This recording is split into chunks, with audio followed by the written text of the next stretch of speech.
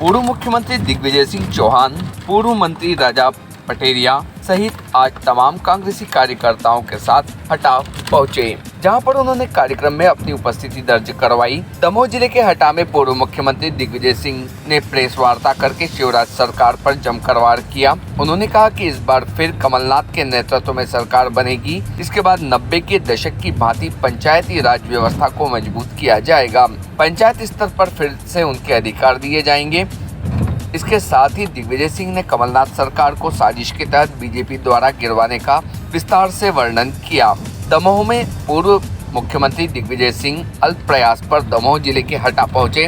उन्होंने कहा कि 1996 में उनकी सरकार ने पंचायतों को पूरे अधिकार दिए थे। शिक्षा कर्मियों व पंचायत कर्मियों सहित कई पदों को भरने की जिम्मेदारी ग्राम पंचायत स्तर पर दी थी, लेकिन बीजेपी सरकार के आने के बाद ग्राम पंचायतों को पंगु बनाकर रख दिया गया है, क्योंकि बीजेपी सरकार पूरी तरह से कमीशन के आधार पर चलती है। कर्मचारियों की नियुक्ति प्रक्रिया को अफसरों के हाथ में देने की वजह भी यही है। इस सरकार में कमीशन खोरी के लिए पूरा रैकेट चल रहा है, इसलिए गिराई बीजेपी ने कमलनाथ सरकार। दिग्विजय सिंह ने कहा कि कमलनाथ सरकार जनहितैषी योजनाएं चला रही थी। इससे बीजेपी को डर था कि अगर ये सरकार पूरी 5 साल चल गई तो फिर बीजेपी को कभी सत्ता में आने का नहीं मिलेगा। इसलिए बीजेपी नेताओं ने धन बल के दम पर बिकाऊ विधायकों को खरीद लिया और कमलनाथ सरकार गिरा दी। भारतीय न्यूज के लिए दमोह से चतुर्वेद बिट्टू दुबे की रिपोर्ट।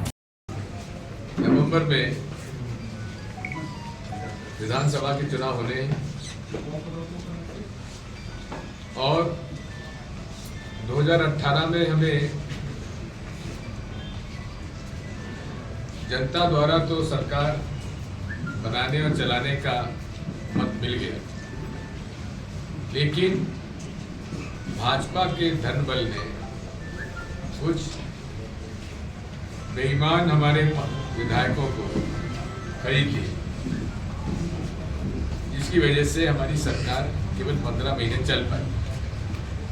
लेकिन उन 15 महीनों में जो निर्णय हुए वो आपके सामने है।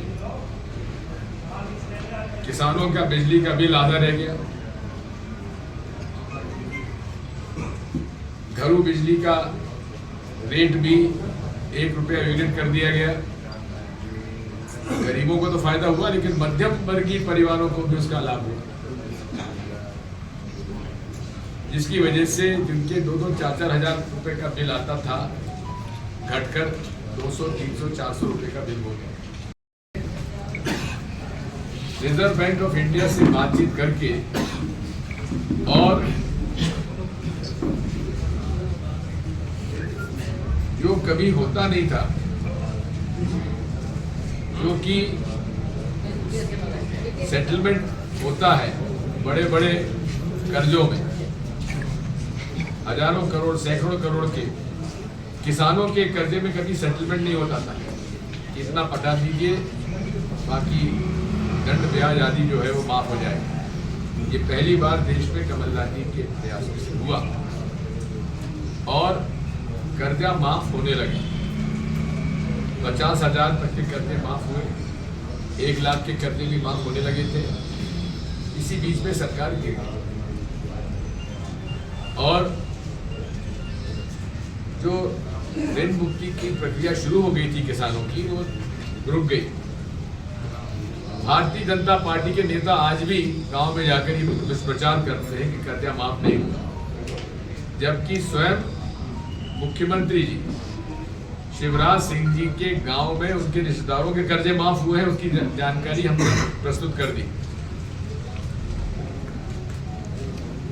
जो गरीबों को पेंशन, एक मीटिंग में जाकर कहा सावेर में कि हमको मजबूरी में ये करना पड़ा, यदि सरकार नहीं गिराते तो हम तबाह हो जाते। ये शिवराज सिंह चौहान का बयान। तबाह क्यों हो जाते? क्योंकि इनकी पोल व्यापक की खुल जाती। इनके राष्ट्रद्रोही बजरंग दल और भाजपा के लोगों पर एनएसए लग गया होता। इन्होंने जो कमाई की हुई है, जिनके पास साइकिल नहीं थी आजकल बड़ी बड़ी गाड़ियों में घूम रहे हैं, उनकी पोल खुल जाती। ये सारी बातों से डर कर उन्होंने जो काली कमाई का पैसा था वो उन्होंने हमारे जो धन लोभी कांग्रेस के विधायक थे उनको खरीद लिया। लेकिन एक बड़े मजेदार बात यह है कि बड़े बड़े राजा महाराजा बिक गए, लेकिन आदिवासी विधायक केवल एक बिका, भुसावला। जिनके बाकी आदिवासी केवल 5, 25, 50 करोड़ के लुभावने ऑफर दिए गए, लेकिन उन्होंने साफ मना कर दिया हम कांग्रेस के साथ। आदिवासियों के लिए पैसा कानून 1996 में आया और 1998 में ही मैंने उसको लागू करने की प्रक्रिया शुरू कर दी थी। राजा पटेरिया हमारे साथ विधायक थे, हमारे मंत्री थे, और doctor BD Sharma retired IAS officer जिन्होंने की पैसा एक्ट कानून को ड्राफ्ट किया था, उन्हीं को हमने कहा कि आप नियम बना दीजिए। नियम बन गए, ग्राम राज्य अधिनियम पास हो गया, स्वराज अधिनियम पास हो गया, आज भी है लेकिन लागू नहीं हो रहा है, क्योंकि ये लोग पूरे पंचायत राज को ध्वस्त किए हुए हैं। हमारे शासनकाल में पंचायतों को अधिकार था, जनपद सदस्य और जिला परिषद को अधिकार था, नगर पंचायत, नगर पालिका, नगर निगम को अधिकार था। नियुक्तियां की, लाखों नियुक्तियां की हैं। आपके हटा विकास ब्लॉक में भी लगभग 500 से 1000 नियुक्तियां उस समय हुई किया था जी।